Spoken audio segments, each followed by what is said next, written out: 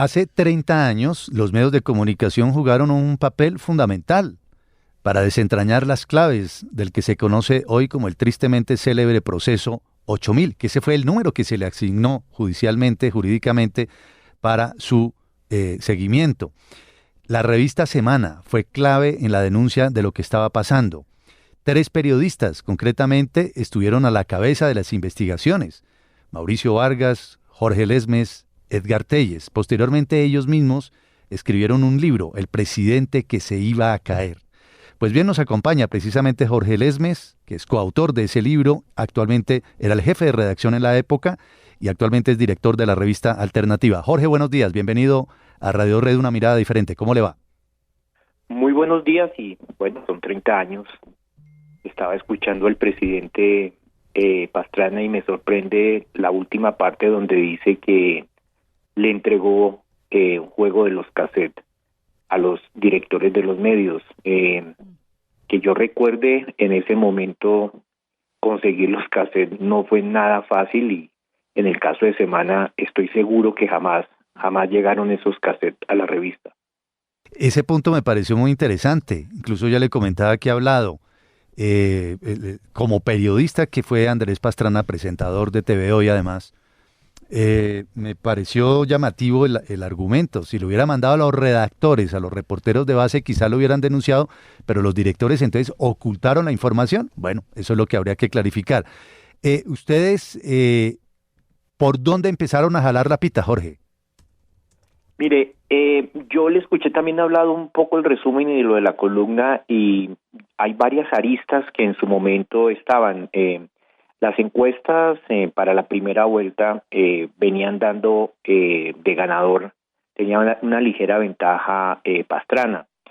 Y en ese momento Samper tiene una semana terrible previa a la elección de esa primera vuelta porque Álvaro Gómez Hurtado, que nunca congenió con la Casa Pastrana, terminó adheriendo a la campaña de Pastrana. Y en esa misma semana Bavaria había venido haciendo una serie de encuestas que eran, digamos, internas. La gente tenía una crítica fuerte con esas encuestas porque decían, como pasa con todas las encuestas, que siempre una encuesta que estaba amañada, que tenía unos intereses, y por fin en esa encuesta le da una pequeña ventaja a Samper. No se sabe de dónde sale esa ventaja, pero se llega a la última semana, los últimos días de esa primera vuelta, con esa encuesta que para muchos medios no significaba que Samper estuviera liderando en ese momento la votación. Pero había unas aristas ya muy claras, unos mensajes.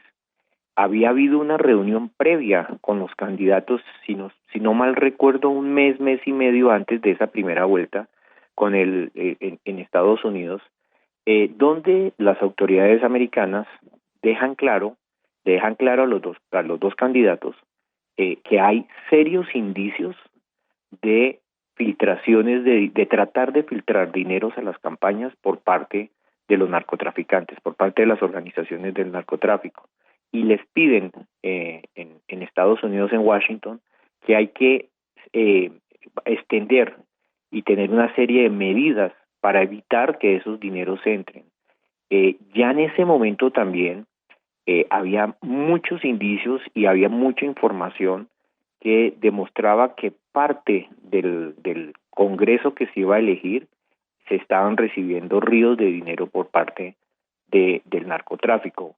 Y lo otro que había en ese momento, como lo dijo Vlado, es que había un personaje que era Giraldo, que ya estaba buscando acercamientos no solamente con la campaña de Samper, sino con la campaña de Pastrana, porque lo que ellos estaban viendo en el panorama era por lo cerrado que estaba, que cualquiera de las dos campañas podía alzarse con la victoria.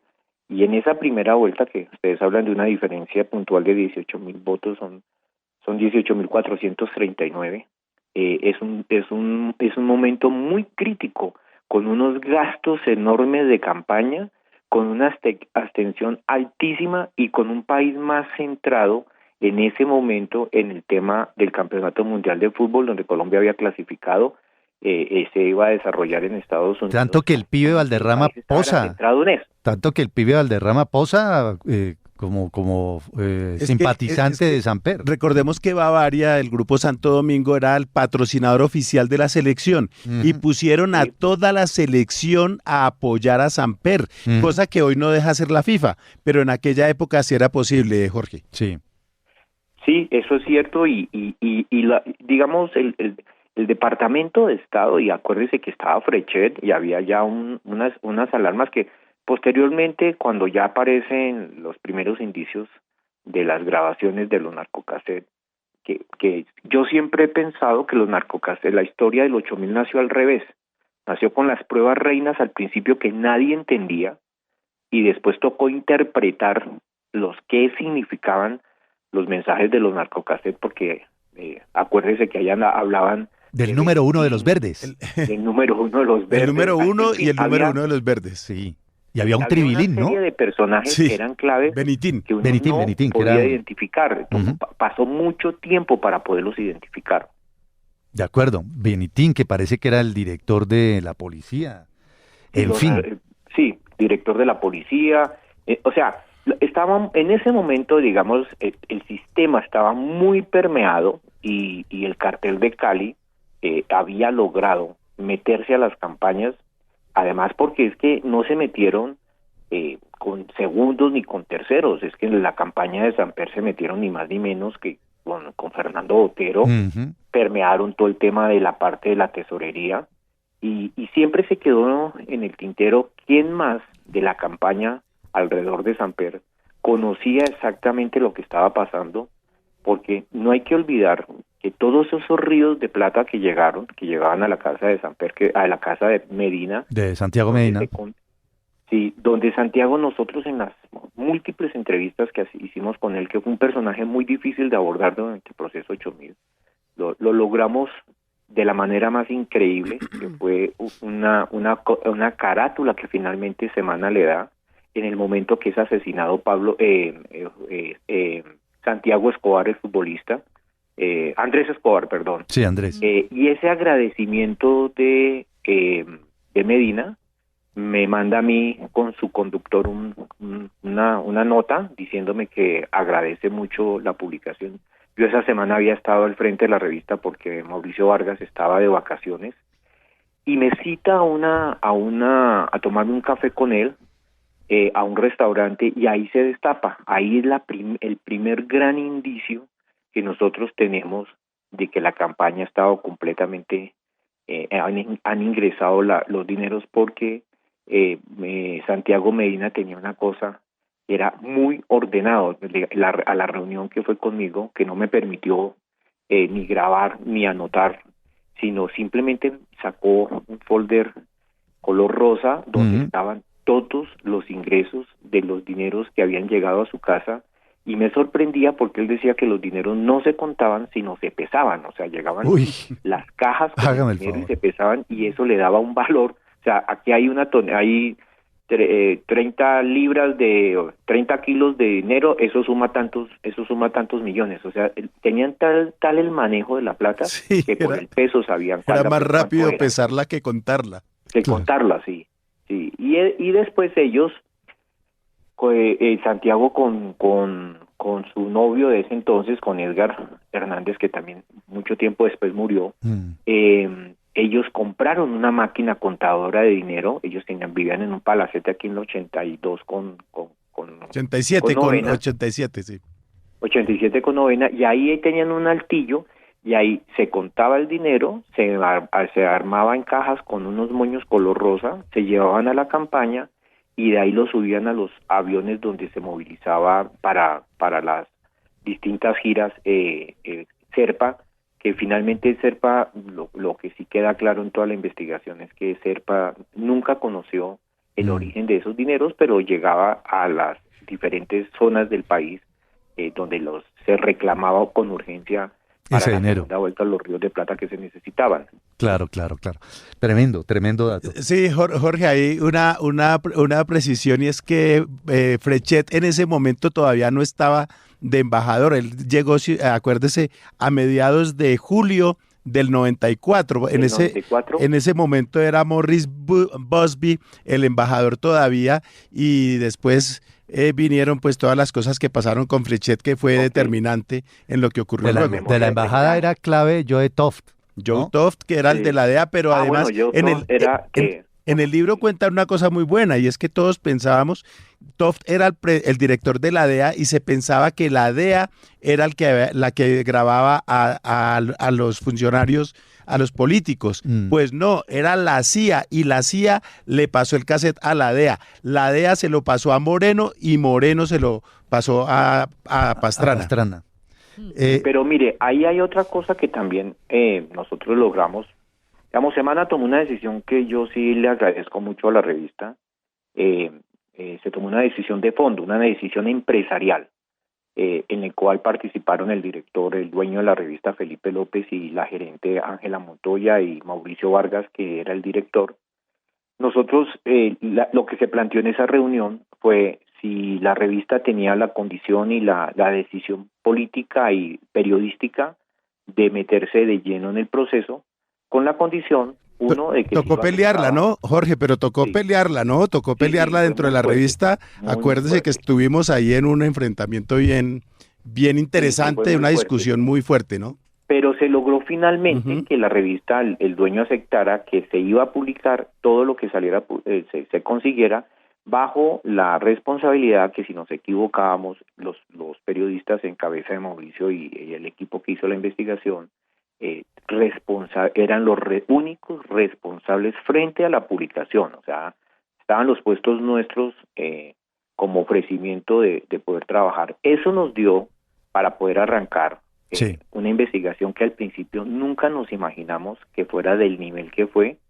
Y arrancamos 2 personas, arrancamos Mauricio Vargas, arranqué yo, y posteriormente nos tocó reclutar a Edgar Telles, que es un gran reportero, lo mejor que ha tenido el país. Y logramos, y ya con gente joven de la revista, en ese entonces Ricardo Calderón, hoy un gran investigador, era un practicante, y Hernando Álvarez era otro pelado con un entusiasmo enorme.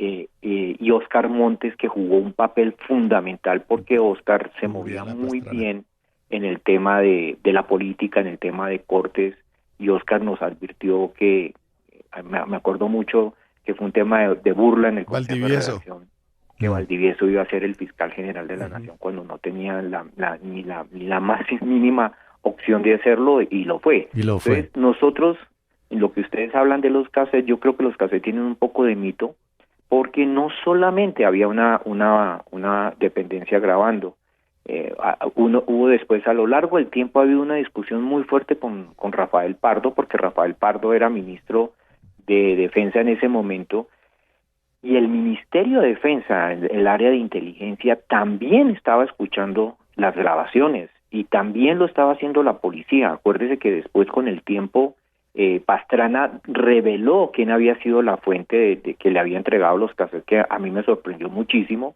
porque fue un alto oficial de inteligencia de la policía que había trabajado muy fuerte contra el cartel de Medellín, y una persona muy seria, o sea, un tipo del nivel de Oscar Naranjo. Después Pastrana lo señala que es el que le ha entregado los narcocassettes, porque al interior de la policía también había una pelea muy fuerte de poderes, y estaban tratando de que si Pastrana era el presidente, un bando sabía que iba a quedar manejando completamente el poder de la policía. O sea, había muchos intereses en muchas oficinas que podían grabar de que se conociera el resultado de esas grabaciones. Bueno, han pasado 30 años, señoras y señores. Ustedes están escuchando este recuerdo que estamos haciendo hoy de lo que ocurrió ese 29 de mayo de 1994. Comenzaba el proceso 8000 de manera formal. La revista Semana estuvo al frente, todos los medios de comunicación, RCN Radio, con Juan Gozaín, por supuesto. Recuerdo los fiscales de la época, que eran Alfonso Valdivieso, el vicefiscal Adolfo Salamanca Correa, la posición que tomaron medios de comunicación defendiendo férreamente a Ernesto Samper de manera descarada. 30 años después, ahí está Ernesto Samper todavía. Es como uno de los asesores del gobierno. Del actual gobierno. Sí, estuvo en Caracas ayudando con lo del ELN, ¿no? Y bueno, en donde también 30 años después se habla de plata que pudo haber entrado a la campaña presidencial. Les cierro esta nota, Jorge, agradeciéndole su tiempo con una pregunta que me imagino lo ha rondado a lo largo de estos 30 años y luego de haber escrito ese libro, El presidente que se iba a caer. ¿Por qué no se cayó Samper? Más allá de lo que pasó en la Cámara de Representantes. Porque el establecimiento lo protegió, porque los medios también jugaron un papel el tiempo a través de sus editoriales de ese entonces. Sus editoriales eran muy seguidos, eran palabra, digamos, en política. Y eran muy benignos. Como ustedes dijeron al principio, los medios se metieron, pero los medios, hay un quiebre en el momento en que la revista publica el caso de la monita retrechera, donde ya los medios de Enrique Santos, que era otro gran columnista, con su columna Contraescape, finalmente acepta que la situación de la campaña es inmanejable. Pero yo creo que el mismo establecimiento se encargó de proteger el gobierno de Samper con una cosa medio absurda, que era que hacía falta una prueba reina. Y pruebas reinas hubo muchos en este proceso, claro, muchísimos, ¿sí? Empezando por la lista de las famosas camisetas, que eran platas. Acuérdense que apareció un super personaje que terminó en manos de los Estados Unidos, Palomari. que era Palomari. Claro, Palomari el tenía contador toda chileno. la información del contador de los Rodríguez, y así sucesivamente hasta el punto que, digamos, llegó un momento en que la misma revista dijo que Semana había entrado en una etapa que necesitaba un oxígeno porque la gente estaba aburrida del proceso 8000.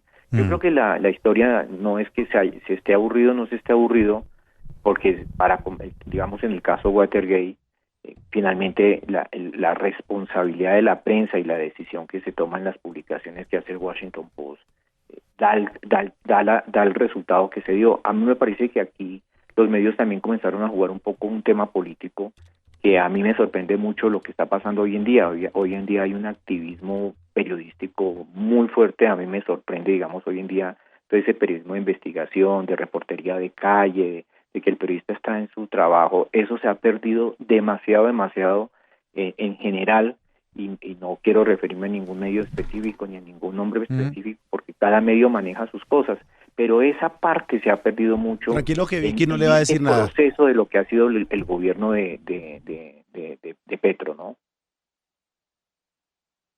Pues Jorge, muchas gracias. Gracias por este recuerdo. Gracias por ayudarnos a entender este tema, ¿vale? Es usted muy amable. Muchas gracias.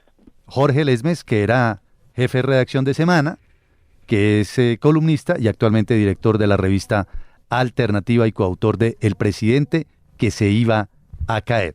Todo esto a partir de el tema con el que amaneció Vlado hoy en su cabeza. 30 añitos. 30 años, 29 de mayo de 1994, primeros pasos de un animal grande, el inicio del proceso 8. Que también, Juan Manuel, fue una época de polarización intensa, usted se acuerda, ¿no? Sí, claro. Donde familias también se dividían entre samperistas y antisamperistas, y eso no es nada nuevo. Y se acabaron amistades. Y no aprendimos nada.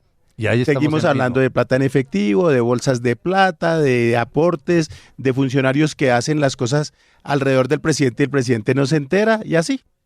7 de la mañana en Colombia.